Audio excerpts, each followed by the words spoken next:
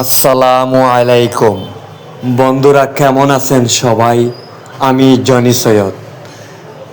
ওই যে দেখতে পাচ্ছেন অন্ধ অসহায় একটি বোন, অন্ধ অসহায় একটি আঙ্কেলকে আমি ঢাকা নয়াপল্টন একটা রাস্তার মোড়ে পেয়ে তাদেরকে কিছু টাকা দান করে গেলাম।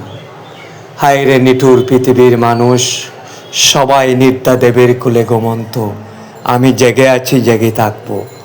বন্ধুরা, যদি এই ভিডিওটা আপনাদের কাছে এক বিন্দু পরিমাণ ভালো লেগে থাকে, তাহলে একটা লাইক, একটা কমেন্ট, একটা শেয়ারে আমি অসহায় নিরুপায় মানুষের পাশে দাঁড়িয়ে কাজ করে যেতে পারবো।